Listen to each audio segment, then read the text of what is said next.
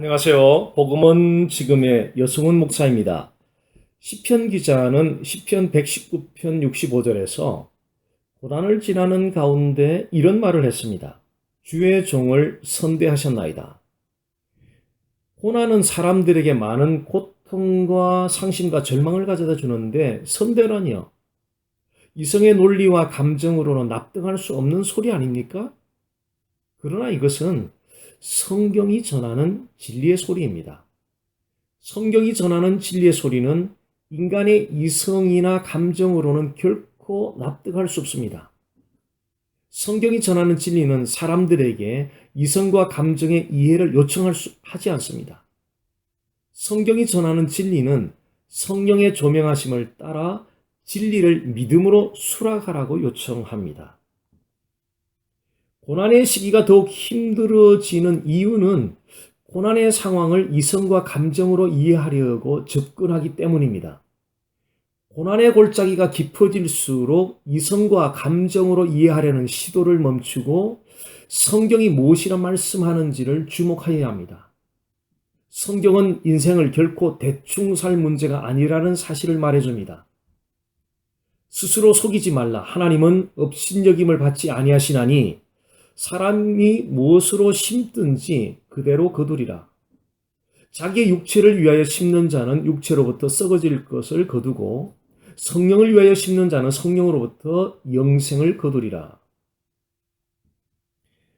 하나님은 업신여김을 받지 아니하신다는 것과 무엇으로 심든지 그대로 거두리라는 말씀을 연결해서 생각해 보십시오. 인생에 대한 어떤 원리를 발견할 수 있지 않습니까? 인생은 어떻게 살든지 하나님이 철저하게 판단하신다는 원리입니다. 그냥 세월을 따라 지나가는 것이 인생이 아니라는 것을 시사해 줍니다. 이쯤 되면 결코 인생은 대충 살 수 있는 문제가 아니라는 것을 인지할 수 있습니다. 인생을 대충 산다는 것은 성실하지 못하게 살아간다는 의미가 결코 아닙니다. 삶의 모든 순간을 하나님이 판단하신다는 사실을 인지하지 않고 살아가는 삶이 곧 인생을 대충 사는 것입니다. 판단자 되시는 하나님을 인지하면 인생은 정말 진지한 것입니다. 인생을 진지하게 바라볼 수 있는 가장 좋은 시기는 고난을 지날 때입니다. 고난의 시기가 찾아오면 평상시보다 인생에 대하여 보다 진지하게 생각하게 됩니다. 무엇을 심든지 그대로 거두는 것이 인생이라면 무엇을 심어야 하나님의 판단에서 옳다 인정함을 받을 수 있는 것입니까? 사도 바울은 성령을 위하여 심으라고 요청합니다. 성령으로 심으면 나중에 성령으로부터 영생을 거둘 것이라고 말합니다. 그러고 보면 인생은 씨앗 심기의 연속이라고 말할 수 있습니다. 씨앗의 종류는 두 가지로 명확합니다. 육체의 씨앗과 성령의 씨앗입니다. 하나님이 옳다 인정하시는 씨앗은 성령으로 심는 씨앗입니다. 그렇다면 어떻게 하여야 성령으로 씨앗을 심을 수 있습니까? 여기에 대한 해답을 갈라디아서 6장 14절이 알려주고 있습니다. 그러나 내게는 우리 주 예수 그리스도의 십자가 외에 결코 자랑할 것이 없으니 그리스도로 말미암아 세상이 나를 대하여 십자가에 못 박히고 내가 또한 세상을 대하여 그러하니라. 성령으로 심은 씨앗은 예수 그리스도의 십자가만을 자랑하는 것입니다. 이것이 기독교입니다. 기독교는 고난의 때에 대단한 무엇을 준비하라고 말하지 않습니다. 더 나아가서 기독교는 종말의 때에도 대단한 무엇을 준비하라고 말하지 않습니다. 기독교는 오직 한 가지를 준비하라고 요청합니다. 예수 그리스도의 십자가입니다. 왜 예수 그리스도의 십자가입니까? 예수 그리스도의 십자가는 하나님과 인간 사이의 관계를 올바르게 가지게 하는 유일한 하나님의 방편이기 때문입니다. 그 어느 것으로도 죄를 가진 인간이 하나님과 올바른 관계를 가지게 하는 것은 없습니다. 오직 십자가에서 흘리신 예수 그리스도의 피의 공로만이 죄를 범한 인간이 하나님과 올바른 관계를 가지게 합니다. 기독교의 핵심은 하나님과의 바른 관계를 회복하는 데 있습니다. 하나님과의 바른 관계가 되면 성령께서 여러분으로 하여금 고난 앞에서 두려워하지 않게 합니다. 종말의 때에 찾아올 하나님의 심판에 대해서도 두려워하지 않게 합니다. 하나님의 심판의 때를 준비하기 위해서 성경은 매우 간단한 요청만을 합니다.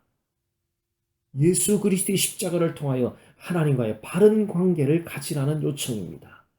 이것이 그리스도인들이 현재의 고난과 다가올 하나님의 심판의 때를 준비하는 최선이며 사실은 전부입니다.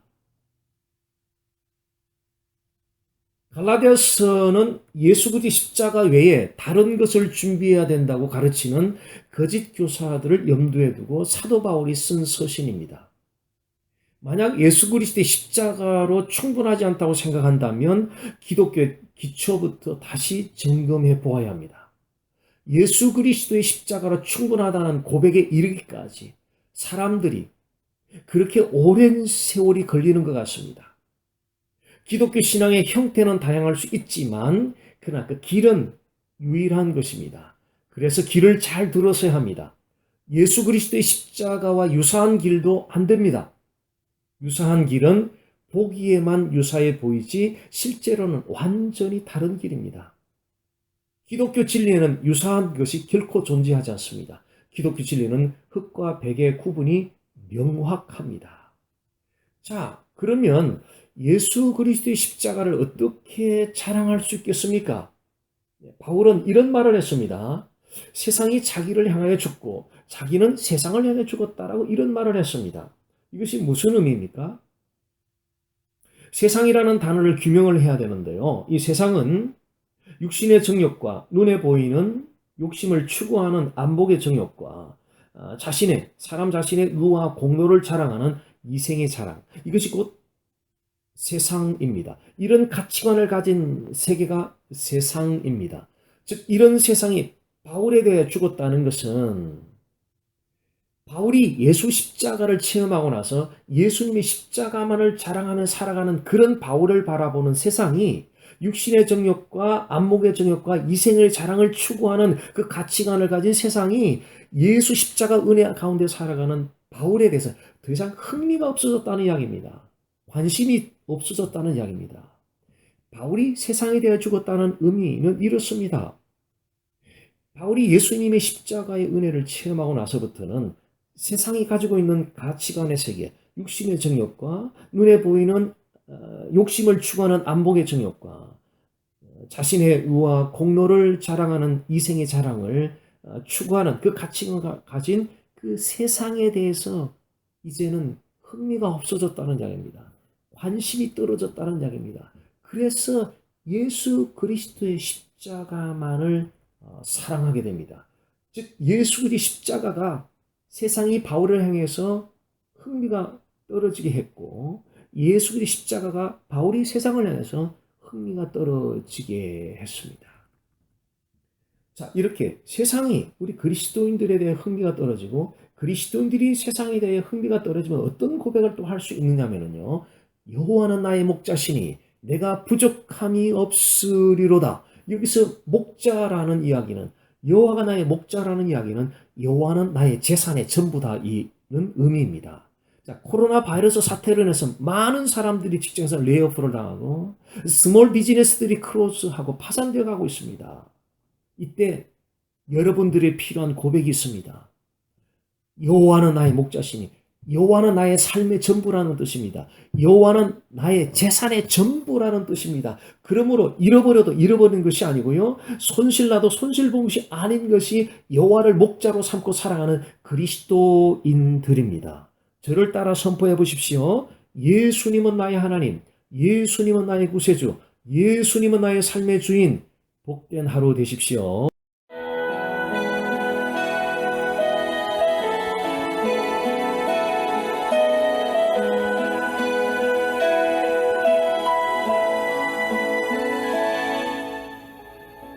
지금까지 베이커스필드 아름다운 교회 여승훈 목사님께서 말씀해 주셨습니다.